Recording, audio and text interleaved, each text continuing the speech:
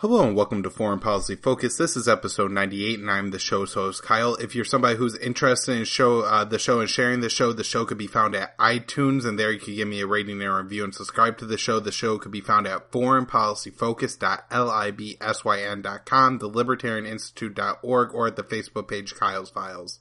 For those of you who take the time to share the show, subscribe to the show, and give the show a rating and review, I really appreciate it. It really does help the show. And with all of you doing that, the show's grown, so I could hop right into the news today. The first thing I want to talk about is a story I actually meant to talk about on Monday's show, and it just kind of got lost in the notes and the margins and everything else I was talking about. That is, Trump has carried out an airstrike in Libya for the first time. This is the sixth country that Donald Trump has bombed. The airstrike was carried out, I think, against alleged ISIS targets, but some of the sources called them just jihadist targets or Islamist targets, so I don't know if it was actually a group affiliated with the Islamic State or a group of people that the United States claims are just, general Al-Qaeda-like jihadists, but we have them carrying out this airstrike. The airstrike occurred about 50 miles south of the city of Sirte. Sirte kind of is in the middle of the Libyan state, maybe a little offset to the west along the Mediterranean Sea. Sirte is, of course, the hometown of the former leader of Libya, Muammar Gaddafi. And I think just in a way, this kind of underscores where we are with Donald Trump to the point where he has now picked up 6 out of the 7 Obama wars. I don't think has carried out an airstrike in Pakistan yet. Barack Obama, especially in the early days of his presidency, I believe was waging a war against jihadist-linked groups in the Waristan region of Pakistan, which I think is a pretty rural country and one that's just known to have a lot of jihadist activity. And along with Pakistan, President Barack Obama in his 8 years in office bombed Afghanistan, Syria, Yemen, Libya, Somalia, Iraq, and Afghanistan. And Trump has picked up, like I said, 6 of those now. He has dropped airstrikes in Libya, Somalia several times, Yemen several times, and continues to assist the Saudi war against the people of northern Yemen there, and also carried out several raids in Yemen. One of those raids resulted in a 8-year-old American girl being shot in the neck and bleeding to death in her grandmother's lap. And then we also have Trump carrying out, continuing Obama's wars in Syria, Iraq, and then the escalation we just heard in Afghanistan. And so this is pretty early on in the Trump presidency, and who knows if he'll get 2 terms, but he's, looking awfully ready to try to break, which is probably Obama's record. I don't know if maybe during World War I or World War II he ended up technically dropping bombs under FDR, Truman, or Wilson in more than 7 states. But this is certainly the most different theaters the United States has fought in. Even if we are dropping bombs in more than 7 states during World War I or World War II, it was all in one war against the Axis powers. But now the wars we're fighting in the Middle East, if you look at it, we're fighting on several different sides of the general Sunni-Shia conflict. In Afghanistan, I believe we're actually taking the side of the same groups that is backed by Russia. These are groups that are fighting against the Pashtuns.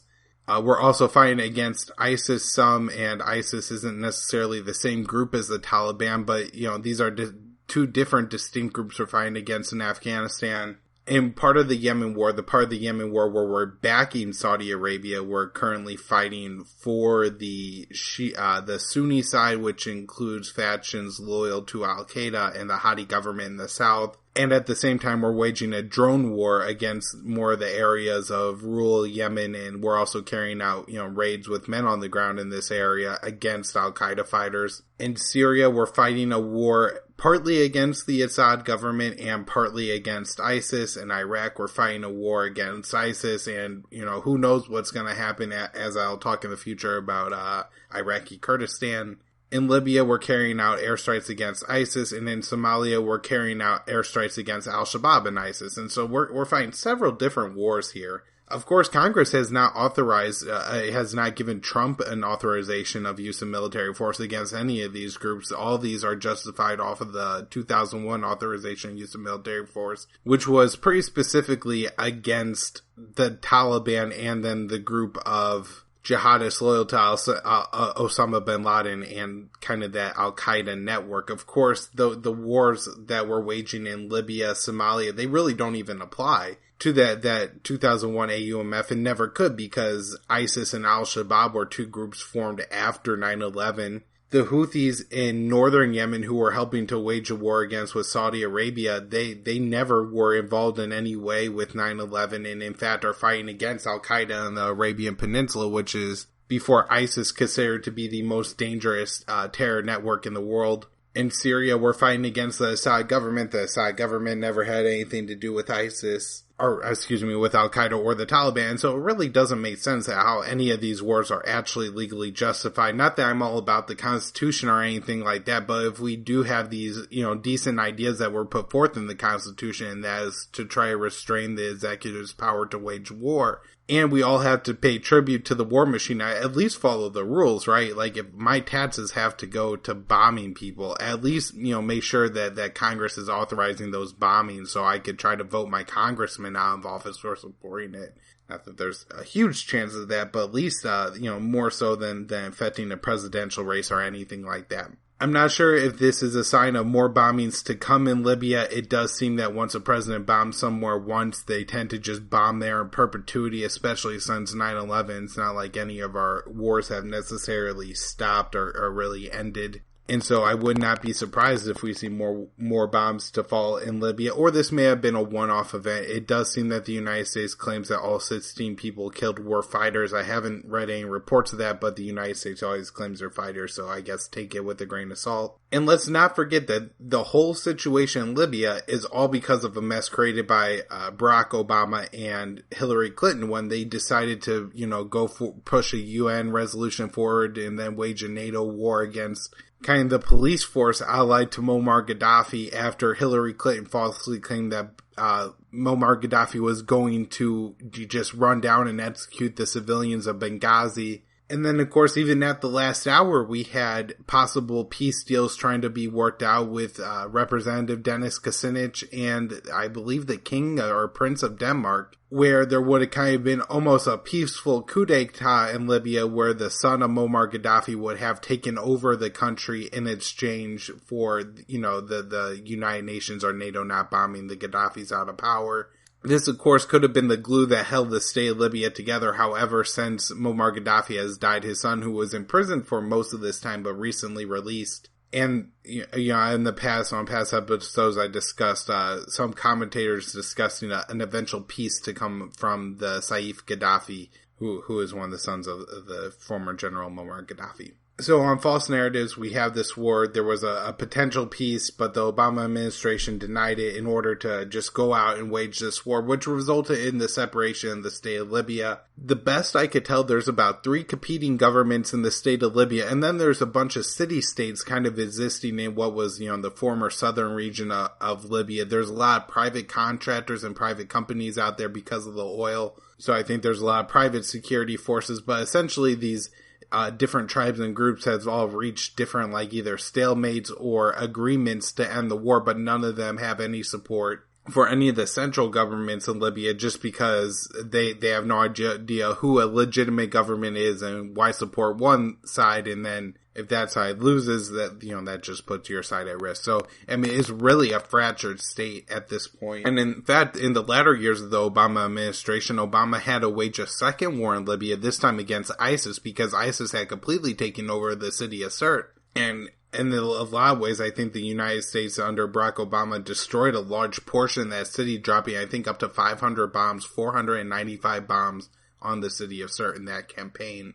And so we just have Trump adding to the mess that Obama created that was once the state of Libya. As I talked about a little bit on the podcast about the independence movements, the state of Libya may never be a state again one day. I hope that whatever, rises up out of the ashes of Syria, hopefully people could, respect some property rights and agree to some kind of system of justice that allows for the people to live relatively well lives and don't have to worry about being murdered all the time and have all this rapid injustice that's kind of gone on since the fall of Gaddafi. We have Trump making a statement on Catalan independence. The vote, which is supposed to take place October 1st, the Spanish government is doing everything they can to undermine it. In fact, we have the Spanish government saying that they would pretty much invade Catalonia and attempt to undermine this vote. I was listening to Dan McAdams and Ron Paul discuss that there was about, I think, 1,600 or 16,000, I think it was 1,600 federal Spanish police officers waiting in cruise boats outside of Catalonia, waiting to, possibly either invade to shut down the polls or do what they have to do to prevent the secession of Catalonia. Trump said that basically the Catalonians or the Catalans were just doing something foolish by carrying out this vote, that it wasn't necessary. Very Trumpian thing to say, calling them foolish. I wasn't super concerned about it. It's not like I think Trump is going to wage a war against the people of Catalonia. However, if you look at what Saudi Arabia is doing in Yemen, where they had the political cover of the United States and been allowed to commit endless war crimes against the people of Yemen, it is concerning that if the United States isn't going to stand up for the Catalan people, then who will? And, while I doubt we could see this kind of slaughter in a Western country like we see in Yemen, we could certainly see that the Spanish, central government would drastically oppress the people of Catalonia and just treat them like crap and try to wage a war against them and their culture and their economy. And it could be really nasty. The other reason this is more or less a big deal, and that is one of the things that Joe Lauria, known as UN Joe, was on Scott Horton's podcast, was talking about Kurdish independence, but was saying one thing just about independence in general, is that if you want to form your own state, one of the components of that is having international recognition. And the U.S. isn't going along. It's kind of like the popular kid at a high school, right? The popular kid isn't going to go, then nobody is gonna go. And so that may be a problem for Catalonia. They kind of have the EU against them, so maybe they could have some appeal to Brexiteers in the UK to try to garner some support there, but it really does look like they're kind of gonna be out on their own, and it may be very difficult for them to obtain the international recognition they need to be considered their own state. It's a really weird thing that the people of the United States of America have somehow the power to give the people of Catalonia permission or not to secede from the Spanish government. Why do I care? Really? I mean, good for them. If this is, my personal opinion is if this is they want to do, then, let them do that. If they want to be their own state, then, go be happy and do what you think is going to be the best for you and your family. But even if I, didn't think that way, or if I was like an average American and had no idea what Catalonia was, and, they couldn't find Barcelona on a map, then what does it matter if Catalonia is a separate country or not? Why does the United States of America really weigh in on this issue whatsoever? And so it's kind of, I'm just trying to say it's a shame that the United States has anything to say. I want to discuss a Trump tweet about an Iranian missile tests and just a couple things about how the media covers these Iranian missile tests in general. So Trump sent out a tweet over the weekend indicating that Iran had just carried out a ballistic missile test. U.S. officials have actually confirmed that Iran did not carry out a ballistic missile test over the weekend. And so this is just another bit of information. I would say one interesting thing is just the coverage. I haven't seen every news source ever jump all over this like you would expect if Trump tweeted out something that was false and had international or geopolitical implications. The other thing is just whenever I read stories about these Iranian ballistic missile tests, they sometimes claim they're ICBMs when people don't know what ICBMs are. So I thought it would be helpful to just give everybody a couple tools. There are several types of ballistic missiles. Ballistic missiles, I guess, have a certain trajectory where they, go up pretty high, and then they could either hit one target or several targets. I guess some of these ballistic missiles will shoot way up in the air and then kind of break into pieces, and then they could hit, 3 targets or more, pretty good distances away from each other too. So you could also launch ballistic missiles from the surface. I don't know if you could launch them from the air. You could launch them from the sea, and you could launch them from submarines. There's 4 different, basic types of ballistic missiles launched from the ground. There's short range, medium range, intermediate range, and then intercontinental ballistic missiles. Short range, I believe, is up to about 1,300 kilometers. Medium range is up to about 3,500 kilometers. And to translate that into miles, it's about 2,200 miles. Intermediate range would be 3,500 kilometers to 5,500 kilometers. 5,500 kilometers, I believe, being between 3,000 and 3,500 miles. And then intercontinental ballistic being anything bigger than the 5,500. honestly, I don't know how they came up with these standards and measurements and all that, but those are what they are. I guess the implication of it being intercontinental would be that you could pretty much hit anyone, anywhere.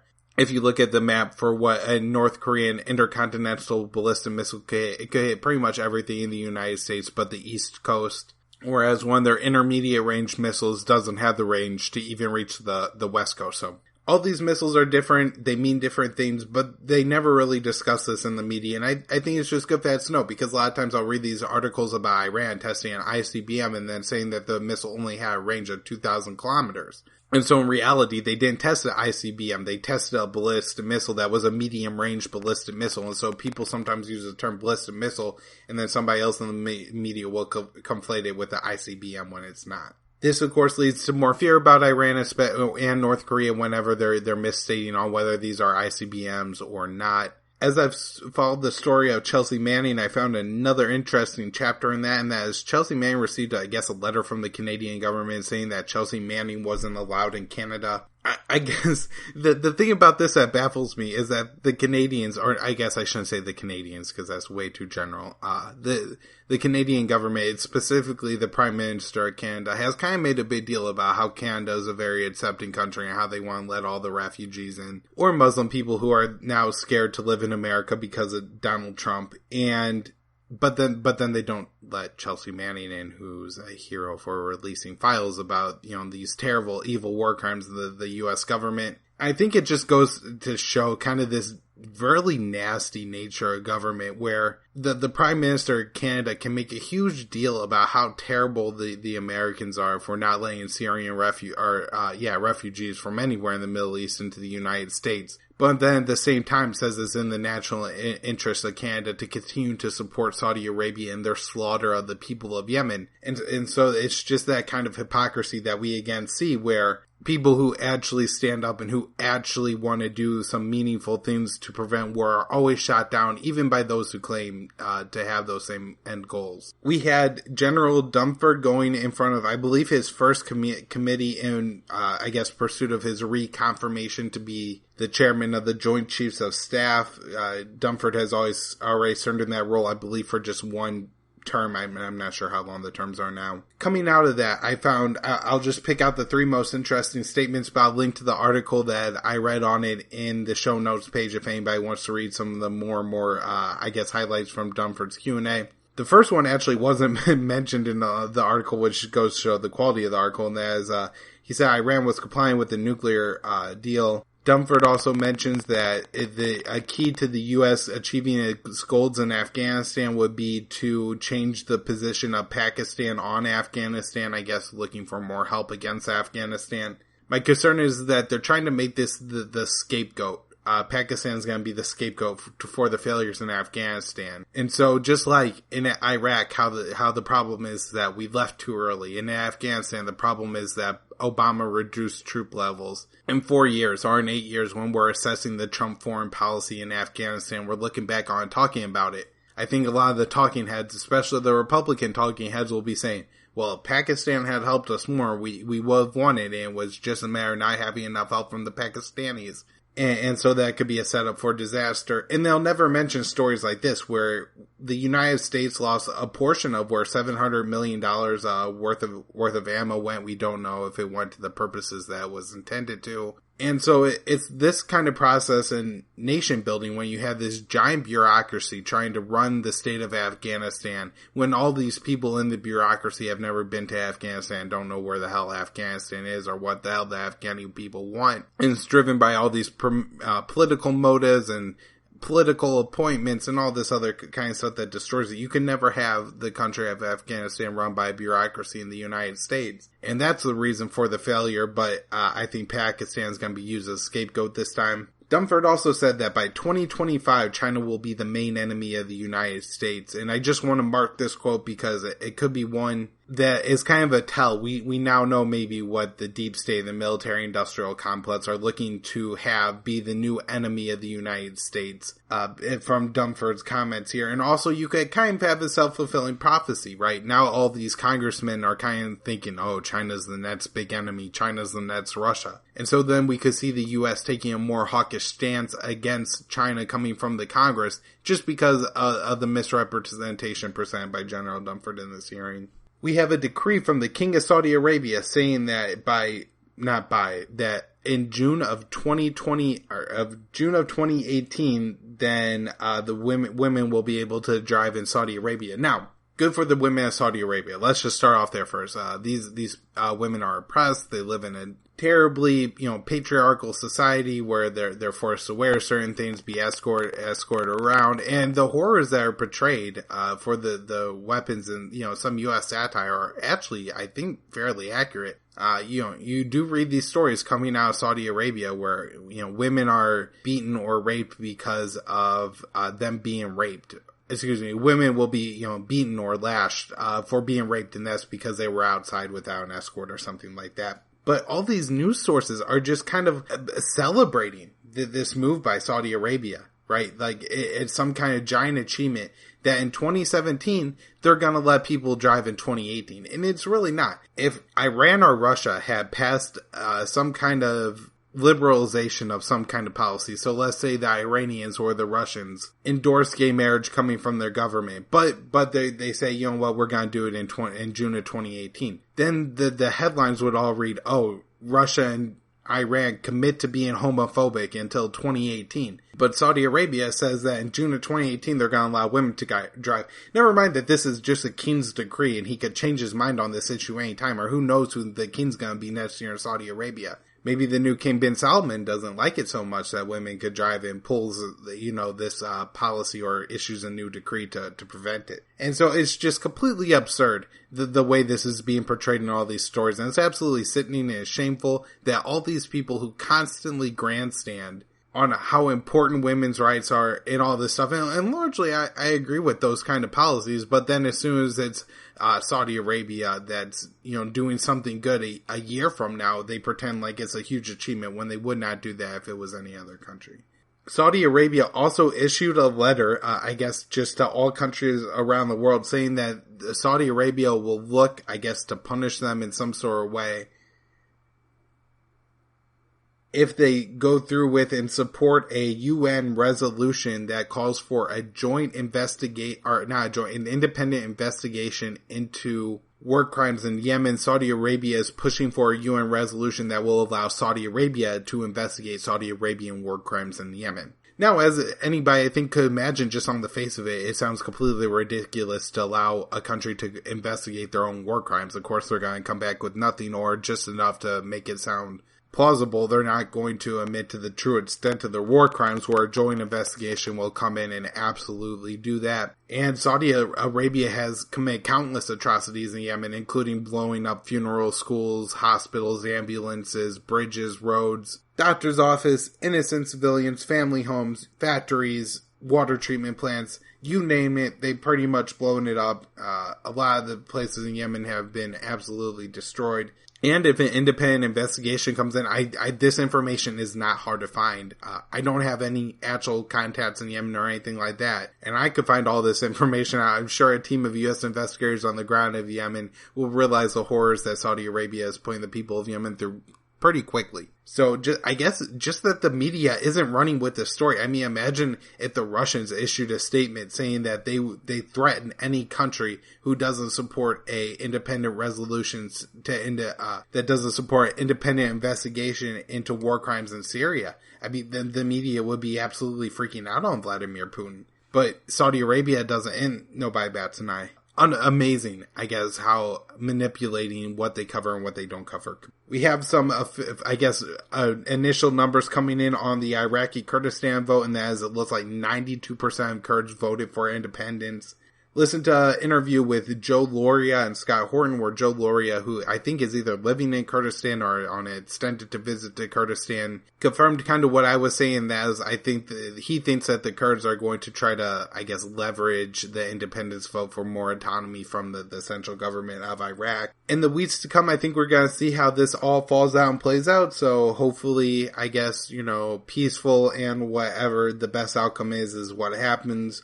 But so far, the reactions from surrounding countries are Iran has closed their border with Kurdistan. Turkey has threatened to turn off the pipe, I guess, to cut the oil flowing out of Kurdistan and through Turkey, which is the main way they export their oil. The Iraqi government has deployed troops to contested areas. Interestingly enough, the only 3 countries that support Iraqi Kurdish independence are Israel, Saudi Arabia, and the UAE, and the United States, and several top U.S. officials have come out to, I guess, object to the Syrian Kurdish independence vote. A few very important stories coming out of Syria. One, that is a Syrian central government, so the Assad government, saying that they are willing to discuss Kurdish autonomy once ISIS is defeated. I'm trying to maybe find somebody to have on the show that could talk about this and the potential future here a little bit, but it does seem like some very interesting deals could be reached between the Syrian government and the Syrian Kurds if the Syrian government is willing to negotiate on autonomy. We have the apparent Israeli surface-to-air missile being launched on Syrian jets flying around the Golan area. Of course, there are some Syrian rebel groups that continue to hold out against the Syrian government near the Golan Heights in that southwest area of Syria. At least to some part, these rebels are backed by the United States and Israel. In fact, there were several groups in this region backed by the United States. 2 of those groups have, I guess, disbanded, are going on to fight on their own, and are no longer backed by the United States. The United States actually pushed them to go join the SDF in the east of Syria to fight alongside the Kurds and the YPG. I think what the United States is looking for is, right now they have a largely backed Kurdish force known as the SDF, and most of the SDF is the YPG, which are the Kurds. The U.S. is looking to up the Arab presence in that and to have more Arab Syrian rebels fighting alongside the Kurds in order to, I guess, be able to expand the borders of Kurdistan further and further and control more and more Syrian Arab lands and not just Syrian Kurdish lands. But I don't think that the groups are really signing on to this, and it looks like even though the U.S. is looking to achieve this end, they're unable to do so because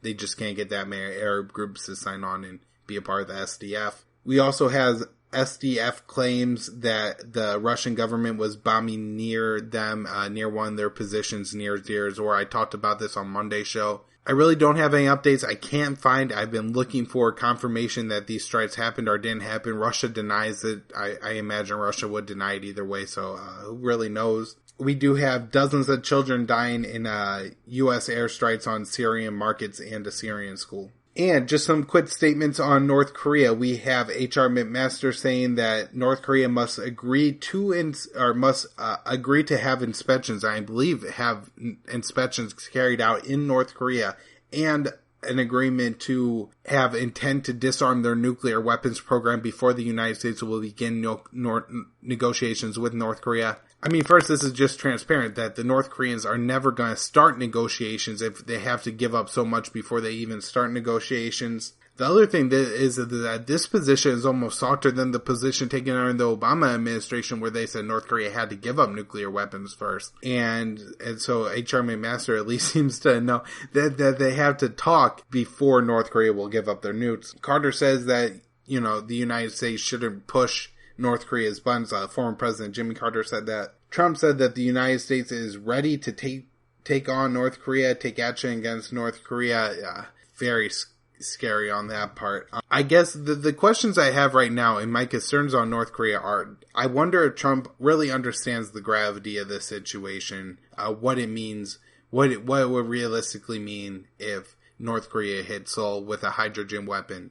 And I wonder if Trump understands the position of North Korea, because I just don't think he does. And we have the North Koreans saying that Trump's tweet is equivalent to a declaration of war and says that we'll shoot down planes that are near North Korean airspace. So that's kind of where we wind up on Wednesday. I'll have a show on Friday to hopefully wrap up the stories for the week, give you an idea of what to look for over the weekend and what to expect early next week. The news could be bleak at times, but being informed could help us to make hopefully better decisions and convince more people of our position. So if you want to help people get informed, please share the show. Subscribe to the show on iTunes and leave a rating and review there. You can find the show at foreignpolicyfocus.libsyn.com, at thelibertarian.institute.org on the homepage. It's on the right side of the page right under Scott Horton's show. You can find the show at the Facebook page Kyle's Files. My personal website is kylesfilesblog.com. And the Twitter is at KYAAALE. There's a lot of people that follow me there. I try to tweet out some interesting stuff on the live, not as good as using the social media stuff as I should be. So, yep, that's the stuff, that's the show, and I'll talk to you on Wednesday.